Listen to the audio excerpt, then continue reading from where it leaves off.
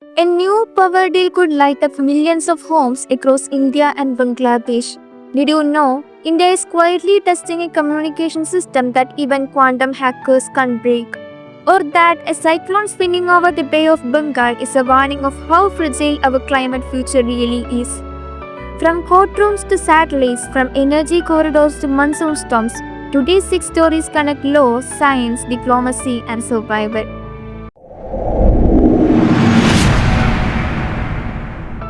India and Bangladesh have signed a major expansion of their cross-border power trade agreement. For decades, the grid has carried electricity between the two neighbors, but this new deal increases transmission capacity and allows for cleaner energy flows, including renewables. It strengthens India's role as a regional energy hub and supports Bangladesh's growing demand, while also trying into the vision of South Asian energy corridor.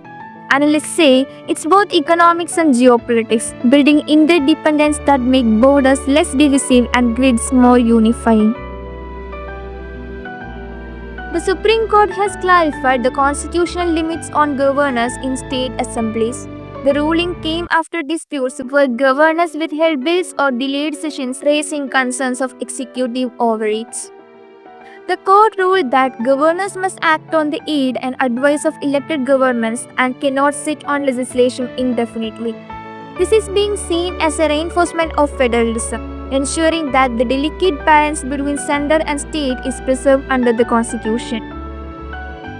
India has begun trials of its first indigenous quantum communication network, technology that uses quantum entanglement to transmit information in a way that is virtually impossible to hack. The pilot project set up between government facilities in Delhi and Bengaluru is part of the National Quantum Mission. With quantum computers threatening to break today's encryption, secure communication is becoming a race of science and strategy. If successful, India will join the small club of nations with practical quantum secure communication. A powerful storm, Cyclone Midhila, has battered parts of Odisha and West Bengal, bringing heavy rains, flooding, and displacement of thousands. This year's cyclone preparedness was better coordinated with improved early warning systems and quicker evacuations. Yet the damage reminds us of the vulnerability of coastal India to intensifying climate disasters. Scientists link rising sea surface temperature in the Bay of Bengal to stronger, more frequent cyclones, making resilience measures urgent. A new United Nations report has placed India among the most climate vulnerable countries in South Asia. It highlights risk of extreme heat, water scarcity, and food insecurity, with urban centers like Delhi and Mumbai facing severe adaptation challenges. The report warns that India's rapid urbanization and dependence on monsoon rainfall make its economy uniquely exposed. But it also notes India's progress in renewable energy and international climate diplomacy, making it both vulnerable and vital to the global response.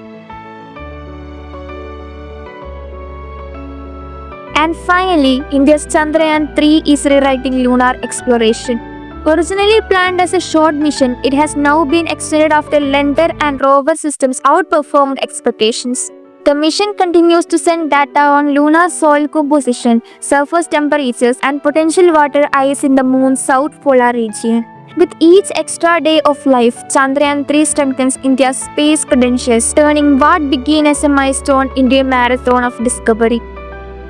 From power flowing across borders to load balancing powers within them, from quantum messages no hacker can break to storms that no wall can stop, and from UN climate warnings to India's rover rolling on the moon, these six stories remind us that governance, science, and survival are all part of one timeline. Every headline is not an end, but a clue to where we go next.